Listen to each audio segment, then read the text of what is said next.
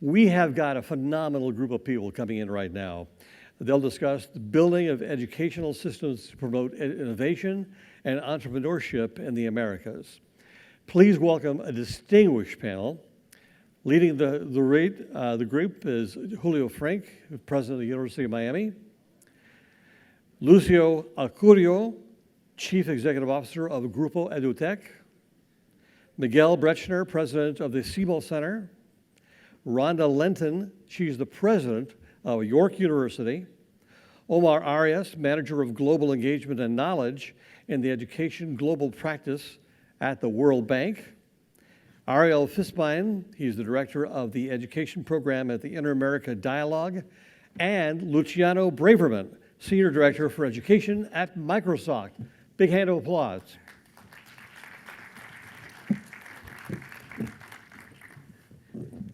Thank you very much, and good morning to everyone. It's really a pleasure to be here. My name is Julio Frenk. As you just heard, I'm the president of the University of Miami, and it's my pleasure to serve as the moderator for our panel. I want to begin by thanking the Emerge Americas team, and very especially two great friends of the university, Manny Medina and Melissa Medina, for facilitating this gathering. The university has been a partner in Emerge from the very outset. As our university is approaching its centennial, I think we share with Emerge the same vision, and with the business and civic and government leaders here in Miami, the vision of making Miami the innovation hub of the Americas. And this is what I think unites us in this very successful effort.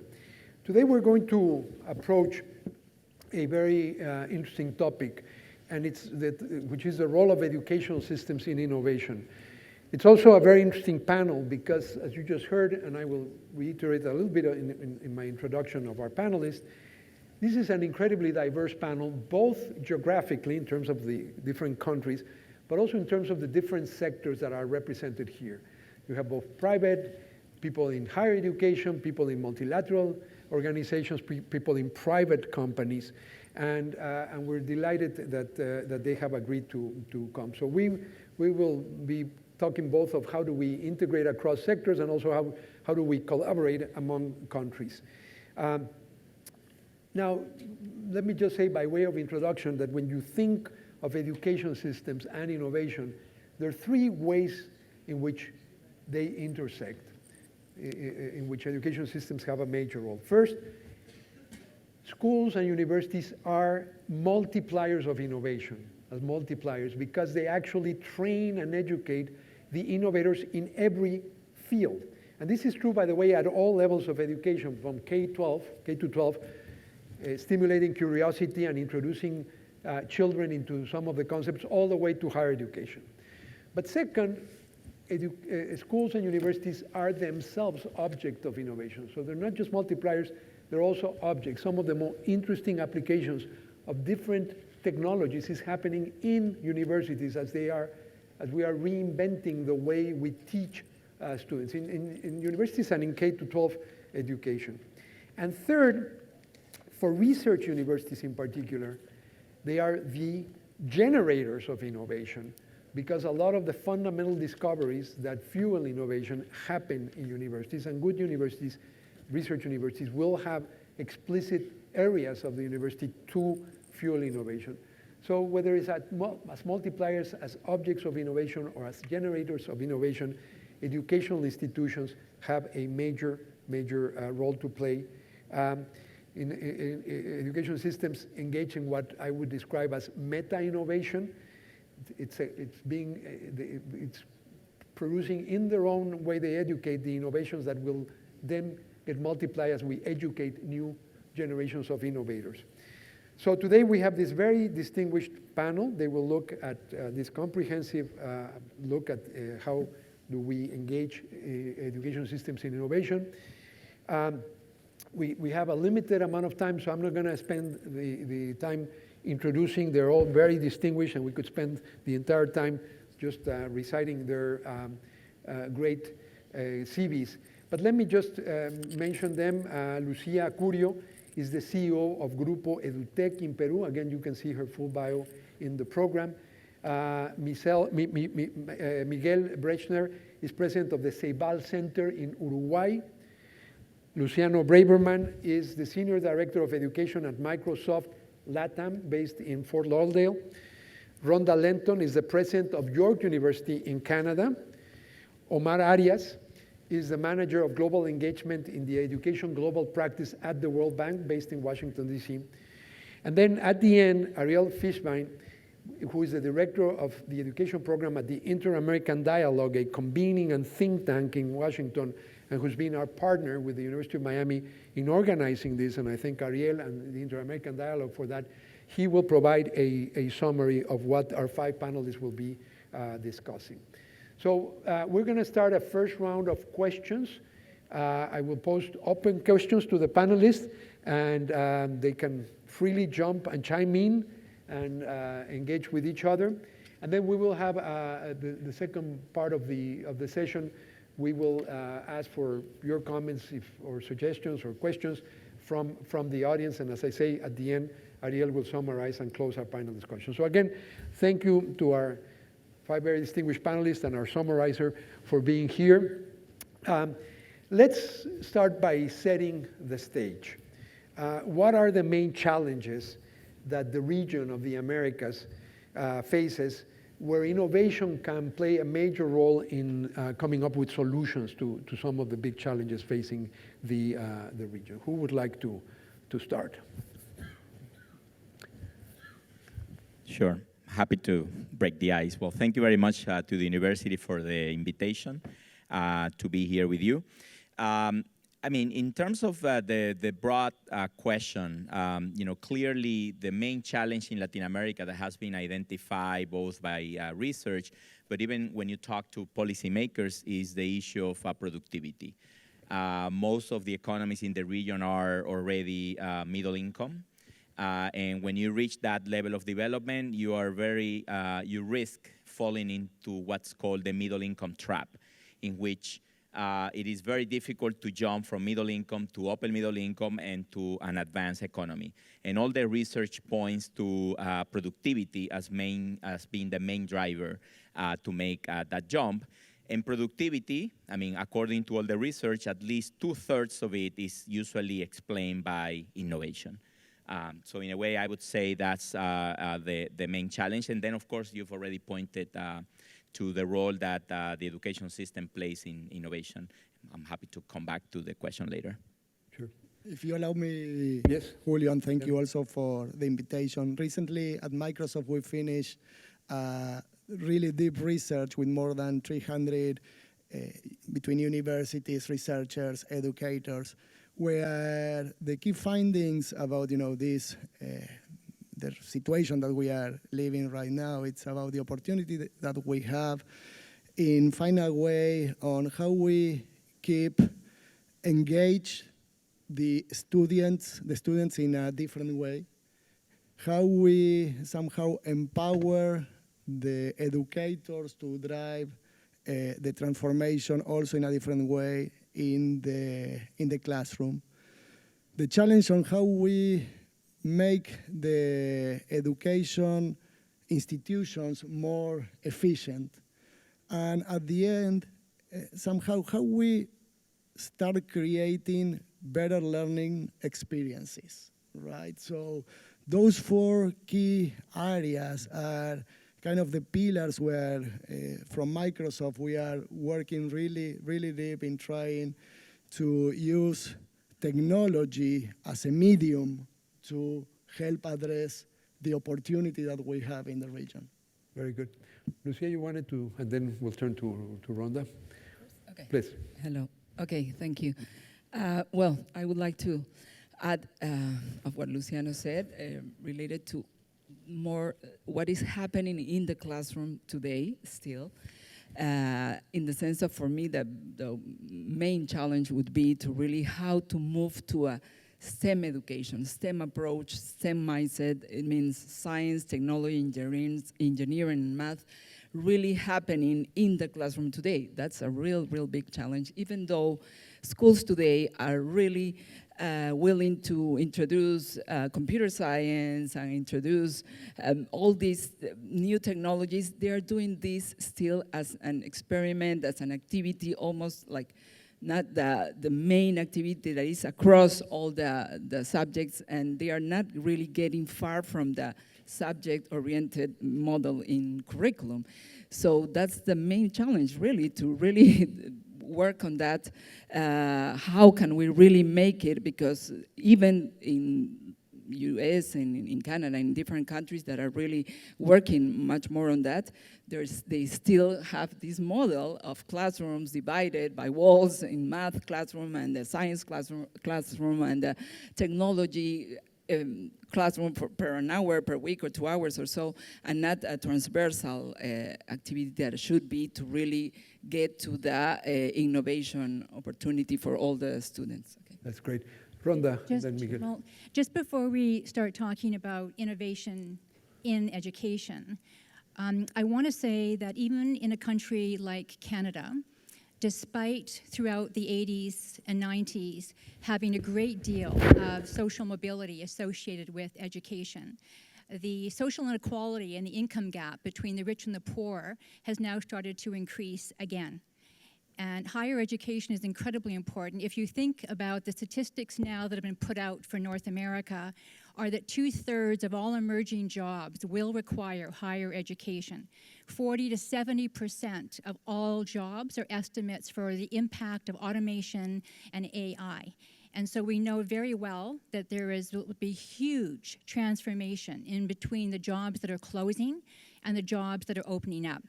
And will the good jobs, hopefully, that are opening up keep pace with the jobs that are closing is debated in the research. And so with these huge trends of what's happening and the importance of universities for generating the kind of innovation that will keep the economy locally, but also help local communities, local economies connect with regional economies and global economies. This is the context within which universities now are trying to innovate in terms of actually supporting those kinds of global trends. That's great. Miguel? Yeah. I want to take a different approach, a little bit different. We are trying to move innovation in a very conservative environment, that's education. Education in most of the countries in the world is still an 18th or even better 19th century design, right? All the way through, the design is something like a factory, right? And during the last years, we've tried to invent things that motivate in the same mentality as it was during the factory, with incentives, with data, with other things. And in real terms, we need 21st century skills. So we want innovation in a system that is conservative and that does not empower innovation.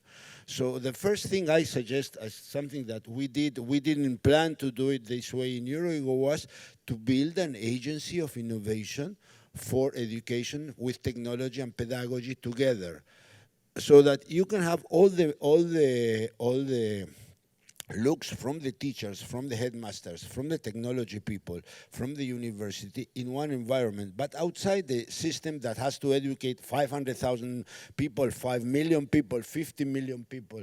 So you need a special organization that can test, that can motivate, and to start working in project-based learning, because we want students to be innovative. How do you expect someone to be innovative if he has to listen to a master classroom with it's impossible. While if you put him a project that he has to build a spaceship that will have to go to the moon and has to study physics and all that, then he will be innovative. But we spend too much time discussing the curriculum instead of discussing how we make students do what they like and learn the subjects they have to learn, because they still have to learn maths and all the things, right? But from the other perspective, we have to, a lot of systems are being discussed. Let's change the curriculum. Then the country spends 3 years discussing the curriculum, and we slow down the wheel. The best thing is to let the teachers, empower the teachers, motivate the teachers, and let them have projects with their students and solving problems that the students think that they are real for them, because that will push more people to do higher education. Thank you. So we've heard a number of, let's say, external challenges, the issue of productivity and competitivity as the middle income trap, the question of growing inequality, which is actually one that cuts across the entire Americas and around the world. And where interesting, a lot of technological innovation is itself the driver of some of these mega companies, a lot of which is driving the growing inequality, and yet it's education, as Rhonda was saying, that may have that element of social mobility, that original function of education at all levels. And then we started going into the challenges of the education system, which certainly, again, across the Americas and across the world, that in itself is a challenge. Certainly Latin America, there's underinvestment, there's poor quality, there's a myriad institutional constraints like both of you were saying. So you already started getting into the solution, and that's my second question, and that's, I think, the core of our discussion. What role do educational systems play in creating the innovators of the future? And in which, as both of you were saying, they themselves, the educational institutions themselves need to innovate, both technologically and in terms of pedagogy, to be able to produce innovators. What is the role in addressing some of these big challenges, whether it's in productivity or in social inequality or in climate change or in, you name it, I mean, the many, many challenges that are affecting the countries of the region? Who would like to start on that one? Maybe I share, it may be useful for the discussion. So at the bank, we've come up with a very simple framework on how to think about, in particular, the utilization of new technologies in education, but I think this applies more broadly to innovation. It's something we call the 3Ds. I guess we can say the 3Ds of innovation. So it's discovery, diffusion, and deployment. And when you think about innovation, the three things need to happen. Usually people think of the discovery phase. So what is a new way of doing things? But for any innovation to actually have an impact, you have to have it being diffused, and you have to have it being adopted.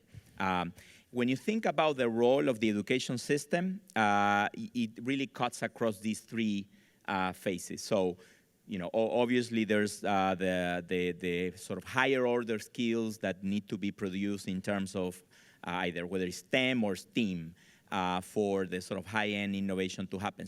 But then you need the sort of technical people that are very critical for the adoption, for the diffusion, and for the deployment stage. And usually, many times, this is where countries, middle-income countries like those of Latin America, fail. So you may have very, high-end universities with high-end researchers, but then the workforce lacks the very basic foundational skills, including how to read, but more and more the important socio-emotional skills on how to work with others, how to tolerate frustration, that are critical for innovation to actually to go to scale.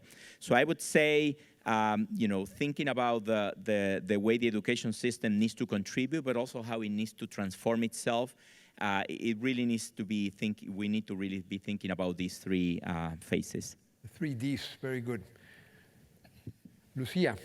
Okay, well, I would say that, yeah, of course, education systems have to adapt to change rapidly, really urgently, and as we say in Spanish, take the bull by the horns. Is that a phrase? That's a perfect translation. Okay, okay, thank you. And actually, you use it in English as well. So. Oh, okay, yeah. Great. So take the bull by the horns. And really, as Miguel was saying, we are still doing an education of the ancestor-century, with the ancestor-century model, so we really have to move forward to a revolution. We have to talk about an education revolution, a learning revolution, which really drives the innovation in all of that.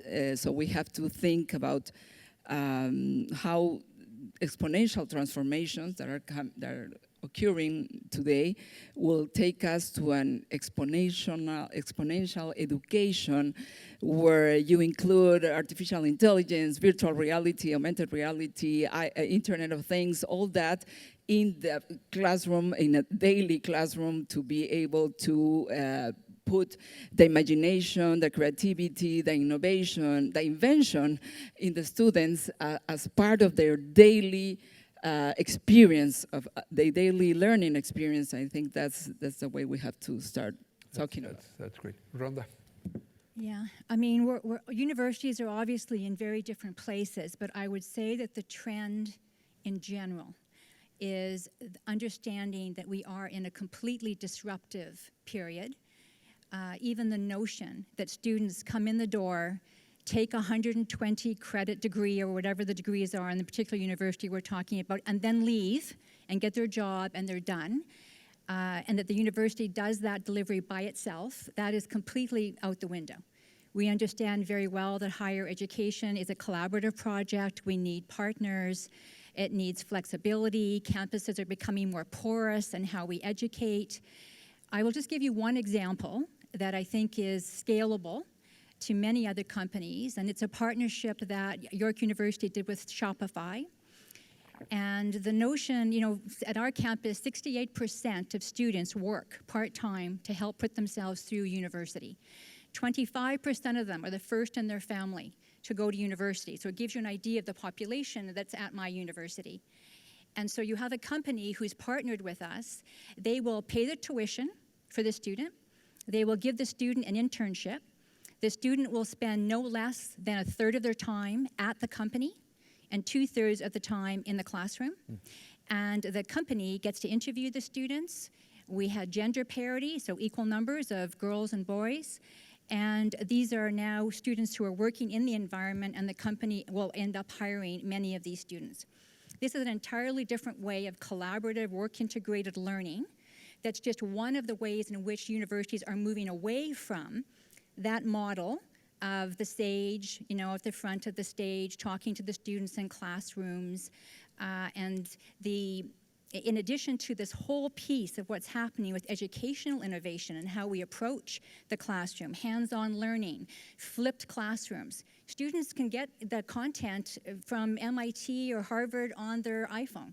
They're coming to the university to work collaboratively with others in partnership so that they can develop all of those soft skills, those professional skills that employers want that are transferable, irrespective. Students have to understand it's going to be about lifelong learning.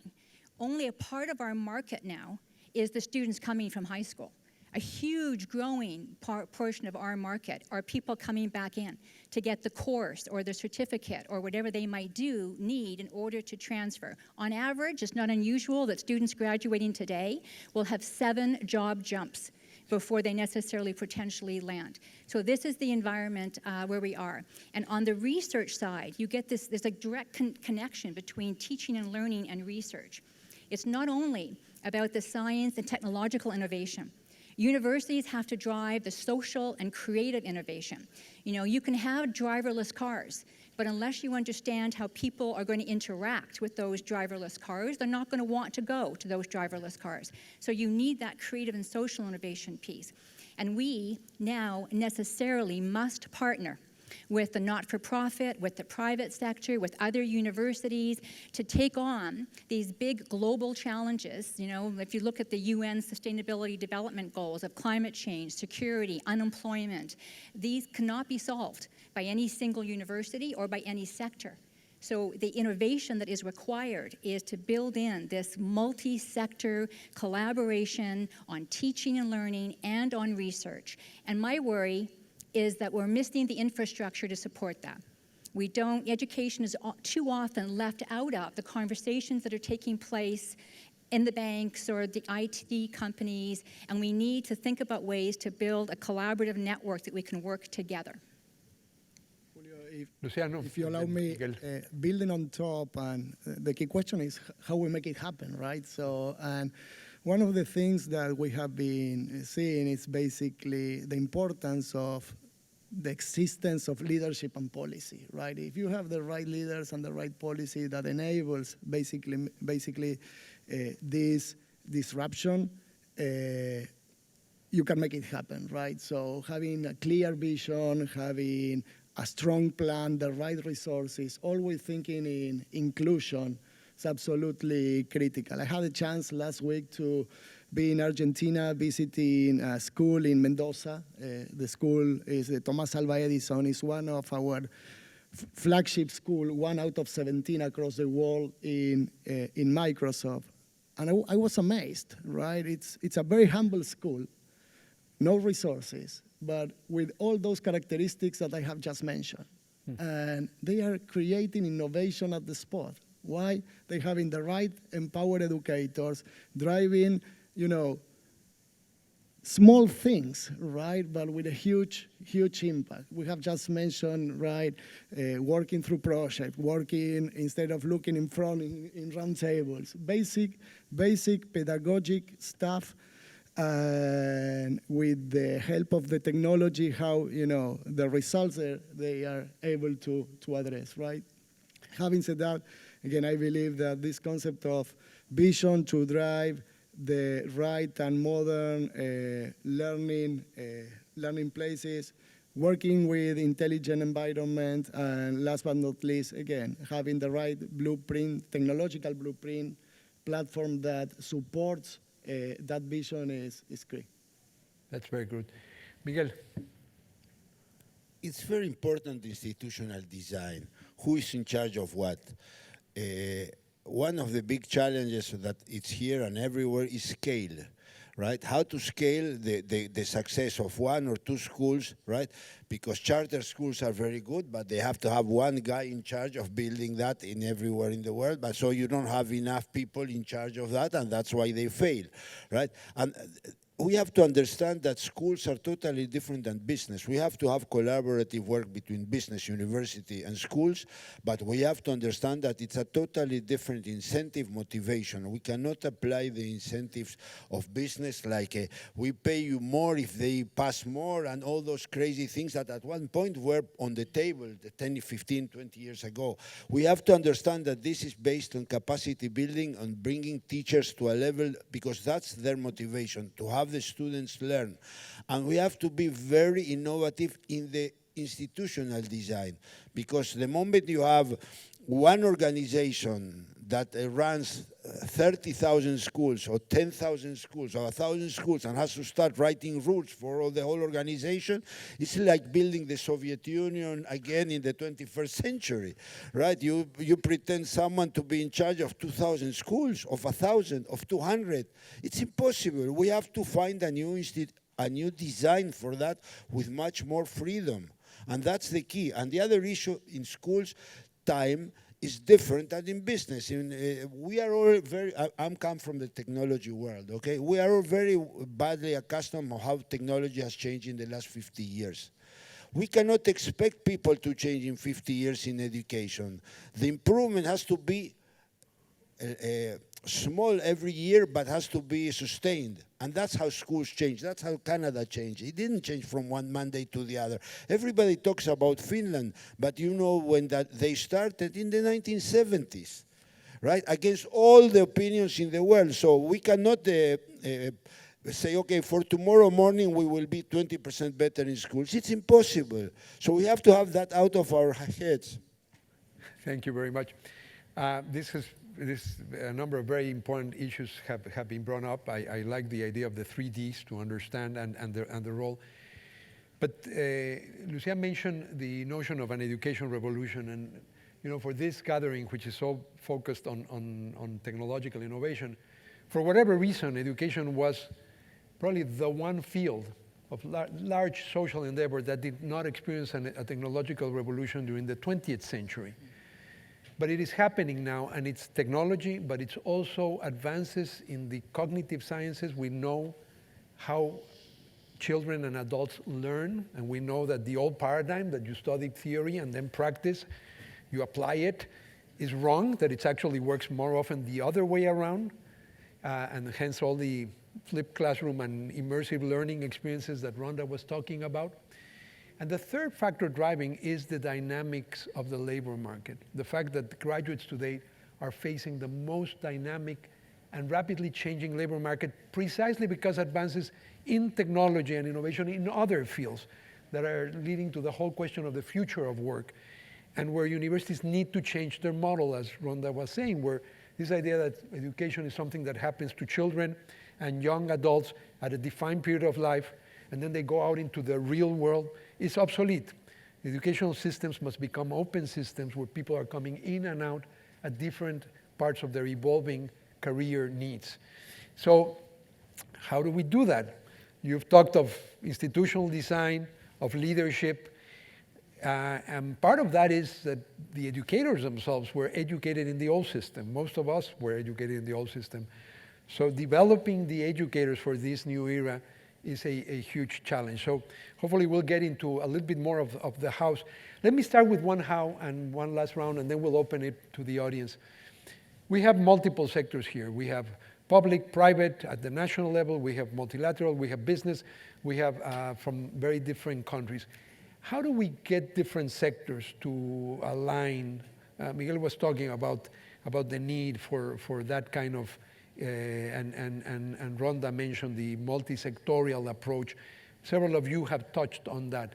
How do you think we can mobilize different sectors around this overriding objective of innovating the education system so that we can innovate in every field? We can produce the innovators that will innovate in every field. Lucia, you want to start?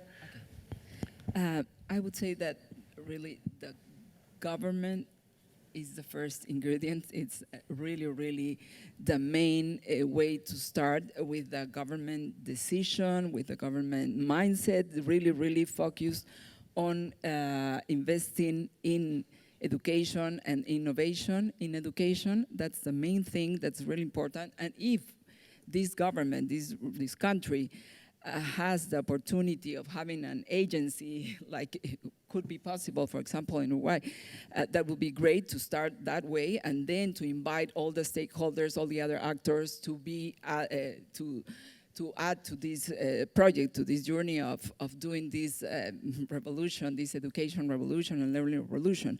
That's the main thing. If we do not start by the government to really make that decision, then everything is going to be just like synergies of activities, specific activities or so, but not really to be doing the real deployment of this education revolution. That's the first thing. Because all the other actors are going to be adding, are going to be participating. They will be happy, you know, the private sector, the multilateral organizations, the social organizations, the business, everybody's going to be very happy to participate on this revolution, and they can set the agile methodology to put in this public sector that normally is slower, of course, in their processes or so. Yeah, that could be a nice agreement to do, but I think this deserves to think about, even if it's not possible to create this agency, because that takes many times, and we don't have time for that, at least to really have like an agreement, a national agreement to set the agenda for innovation in education. That would be something that is easier in our countries, and that's much more than just doing different synergies and so. Thank you very much. Luciano. Miguel mentioned a few minutes ago. From the private sector, what's your perspective? The different players that play a role in this process. And I would love to stop a little bit on the educators, right? So bottom line, we believe that somehow the educators are the heroes of this transformation, right? Are the agents of change. So how we keep them train, how we build a community, a better community across the region where they can somehow interchange their experiences, absolutely critical. Continue building the right content, the right curricula, make their life easy to, again, be the agents of change in the school, in the classroom is key. We recently ran a very nice contest across Latin America. We have the chance to brought a few weeks ago the 28 most innovative educators to a worldwide event that Microsoft ran in Europe, and I was amazed, right, of the things that, again, are happening in the classroom. So how we can keep that experience, that sharing approach, it's a really good way, going back to Miguel's comment of scalability, critical. Thank you, Miguel. I think I agree that the teachers are the essential, and we have to understand that if we want, I mean, there's a paper of 2007 that says that the quality of the educational system is limited by the quality of the teachers, right? So first of all, we need the teachers to be the highest position in the society to form the students. We cannot expect to pay very little to have the best results in the teachers, right? I know it's very expensive and all that, but many things are very expensive. War is also very expensive, right? So we need to understand that you have to have the best people in those jobs. And today, with gender and with all the issues on the table, many women that in the past used to be teachers decided to go to different jobs, at least in some of our countries, right?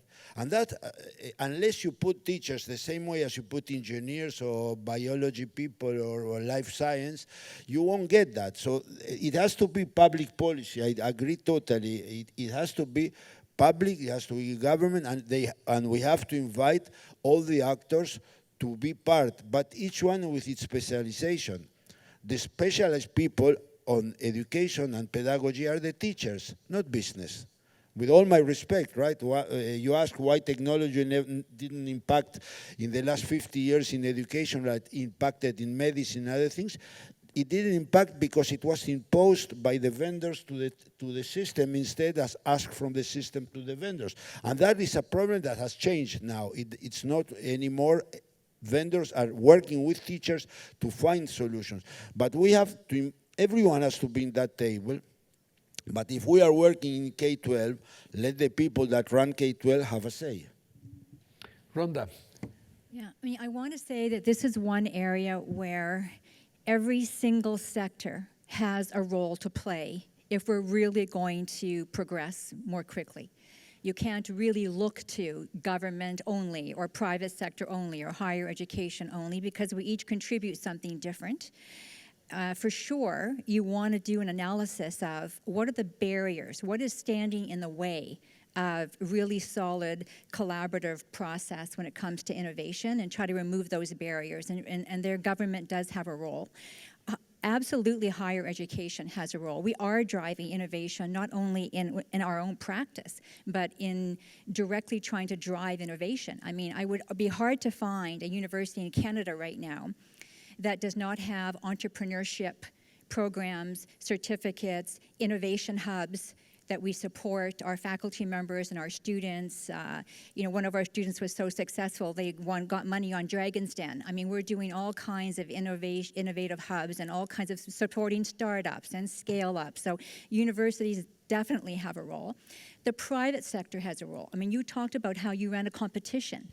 You brought the universities. Unfortunately, universities, like all other institutions, we like to be incentivized to do some things. And so that kind of contribution from the private sector, from the not-for-profit.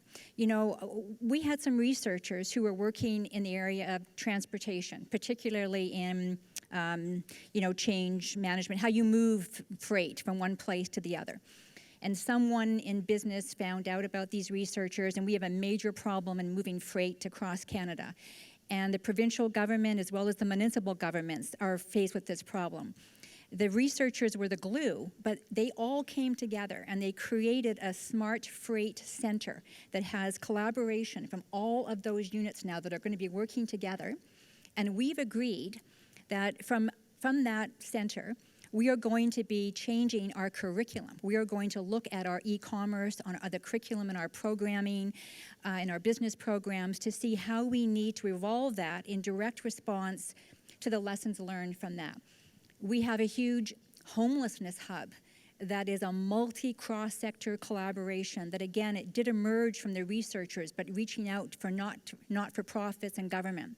But I just want to emphasize that none of us can kind of wait to see which other sector is going to take the leadership here. We all have to be thinking about our role in supporting that kind of infrastructure that will help us not only locally, but then allows us to connect to those networks in other countries so that we can build global networks.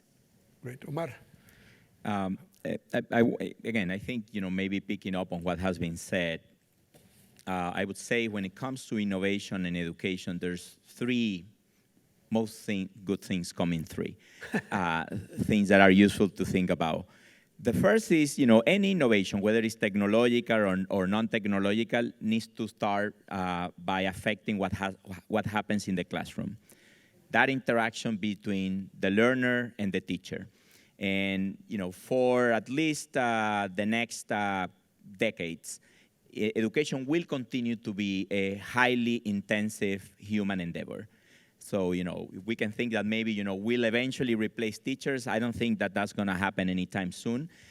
Certainly, schools are the largest daycare provider in the world, and until we find a better way to do that, schools are going to be needed, and you're going to need a teacher in the classroom. So the question always becomes, if you're going to innovate, how you're going to affect that interaction. And I think it is very important to not take learners as subjects of learning, but as active objects. I mean, kids more and more we compete with other things that are more fun than what they are, are required to do in school. So making sure that whether it's, again, a technological innovation or a pedagogical innovation, how do you make children more engaged is critical. The second is anything that you find can affect what happens in the classroom, then you need to find a way to make it happen at scale. And this is the point that Miguel was making. So if technology or any other innovation is going to have an impact in the education system, it needs to affect management of a large-scale service that is provided in hundreds or oftentimes thousands of schools every single day. And that management problem is one that has been largely ignored. And there again, the public sector has a critical role, as Lucia was saying. And then the third is, whether it's from the classroom to sort of the system level, you need to find a way to change the behaviors of all the actors so that they are all aligned with learning, whether it's the teachers, the kids, the bureaucrats, sitting in the ministries or in the local governments, and that's not always the case. So, we've tried, Miguel pointed to that, with providing incentives in which we think they may have worked in other sectors. But again, because education is different, that changing of behavior is something that also requires a very special attention that we cannot import from other sectors. If I go back to end with my sort of 3Ds, innovation is always something that happens in an ecosystem. If you think of the discovery, obviously there's a key role for the private sector. Most of the innovation comes from the private sector, but usually, there's sources of innovation that also comes from schools themselves. Then there's a very critical role for the state to make sure that those innovations actually are diffused or adopted at scale. And this is why, again, having strong public sectors for innovation to actually permeate into the system is critical. Thank you. I think there's wide agreement that the different sectors need to really work together, and that education innovation for broad societal innovation, not just technological, but also innovation in how we address some of the huge challenges we were talking about at the beginning, is a national priority. You introduced, Rhonda, this third role that I was mentioning. These were also three as roles of educational institutions, but this is mostly the higher education part, especially research universities as themselves being the sources of the research and technological development and what you said about Canadian universities, I would apply to American universities. And I think one of the challenges in Latin America is that not enough universities are themselves generating some of these innovations, because the incentives are not there for universities to actually have hubs and discovery. By the way, I need to put a plug. Please visit the booth of the University of Miami, and you will see some of that third role as creators of innovation, as generators of innovation. And then the question is, that's the first D, which very often happens in educational or higher education. Part of it happens in the private sector as well. How does that diffuse, including to other parts of the education system, so that we may then, in turn, have our multiplying effect by educating the future generations? It is an ecosystem, as I think has been clearly stated. Let me open it for the next few minutes for a few questions. Let me remind you that a question is defined as a short statement that ends with a question mark. I think our panelists have been very disciplined in providing sharp answers, so we would encourage to have short questions so that we can accommodate as many as possible. Hello, Rafael Vesga from Universidad de los Andes in Colombia. I'm choosing to see the glass half empty. This could be the case of the disruption that never really came. I mean, you are representatives of the key actors in this sector, right? The most influential institutions. And we are all struggling with the problem of scale, of the problem of really making it happen. The technology is there, the pedagogy is there, but it's very hard to make it happen at a large scale. Is this the situation? I mean, is there an alternative to a bleak scenario? An alternative to a bleak scenario when it comes to scaling. There are a lot of very interesting experiments, demonstration projects. How do we scale up? This is, by the way, a pervasive problem of innovation. So who wants to volunteer? Miguel, you brought up the topic first. We announced in Uruguay that we were going to give one laptop for every child in the country in 2006.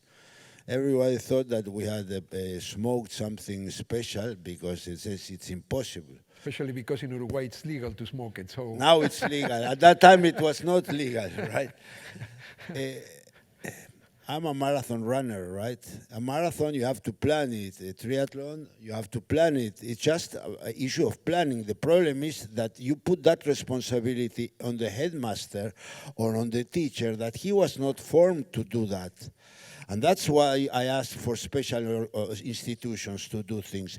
Because you cannot, I mean, when this was announced and we decided to form this institution, Plan Ceibal, we said, what are we going to do? Inside the educational system, inside the Minister of Education, are we going really, do we really think that innovation goes in those big corporations of 50, 100,000 people? You have to do it from outside. But the big challenge is to convince the teachers that what you are doing is worth, and they go on top of that boat. But you have to have a special team for that. You cannot expect the headmaster that, or even the Minister of Education, right? Because he has a bureaucracy, he has to decide many things in a very long and administrative work. And innovation is a different, innovation in pedagogy and technology is a totally different thing. And I don't think that scale is, you cannot pilot. You have to do things that scale, because we spend a long time in pilots that will never scale. So whenever a project comes to our table, we decide if we can scale it. If we cannot scale it, we don't even pay attention to it.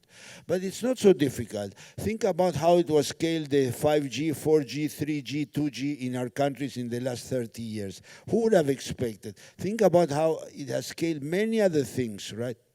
It's an issue of having people trained, prepared, and formed to put up with challenges. I mean, I don't understand why in many countries still there's no fiber optic to the schools. Right? I mean, how do you expect things to change without having fiber optics in the schools? So we have to put the priorities where they have to be. Right now, it's so difficult to put fiber optics in schools. No. We've put video conferencing equipment, high quality, in all the schools in the country that are urban, right? We don't play with physics, right? I mean, there are some things that we cannot beat. And we are teaching now computational thinking and English, the two different subjects, with teachers from different countries. Computational thinking in Uruguay today, we have 35% of the students that are doing computational thinking. That's not only coding, like computer science, it's much more. And our teachers are from Argentina, from Fundación Sadowski. And that's using technology, but of course, you cannot expect that to a regular teacher that has been trained for a different thing to think about it. Yeah. Let's take another question here, please. We have one question over here. Okay, there, and then we'll go with you. I'm teaching at the School of Communication, University of Miami, and when I'm thinking about innovation education, as Omar said, at the end of the day, there is a professor, there are the students, and something needs to happen there. We transfer the knowledge, we share experiences, but that point of distinction for me is the assignments, and I think that's the part stuck in 19th century. The type of assignments we give our students, they're not as innovative as they could be. That project-based learning that Miguel was talking about, I think that should come toward the type of assignments we give to our students. Now here's the question. Is there a way from the top administration of universities or any institution that there's an expectation for all the faculty members to rethink the type of assignments they give to the students? Let's hold and listen to the last question we're running against, and we're going to have a summary.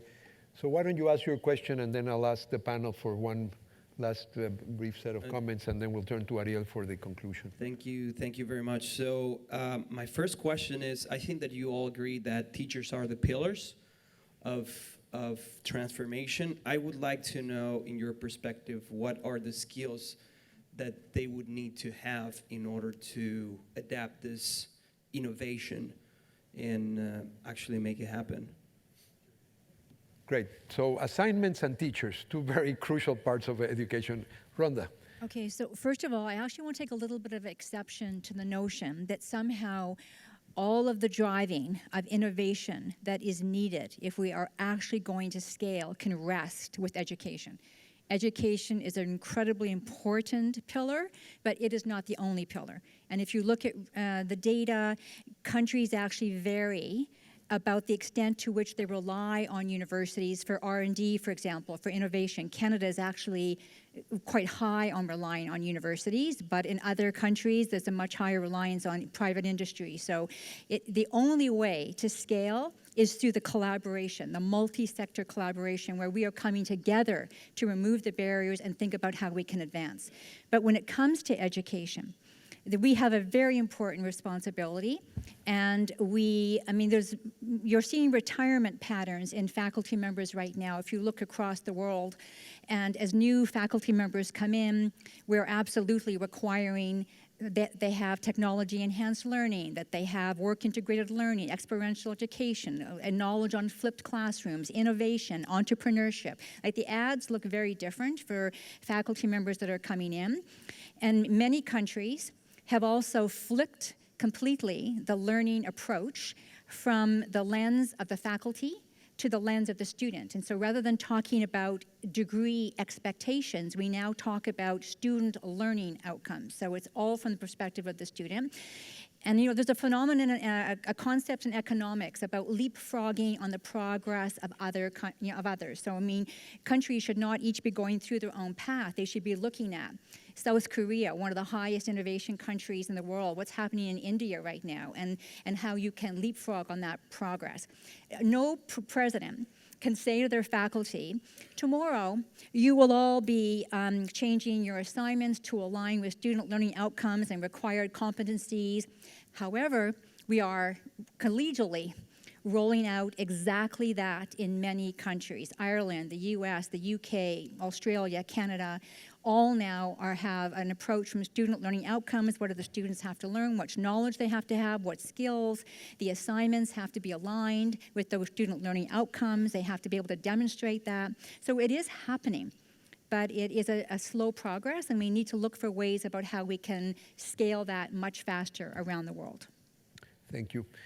I'll ask you for Quickly, very brief yes. so that we can turn to Ariel. Sure. Omar. On the question of the role of teachers, basically, teachers more and more will have to become facilitators of the learning process rather than, the authority that stands up and somehow imparts knowledge on children. If there is one defining feature of how learning will happen in the future is connectedness.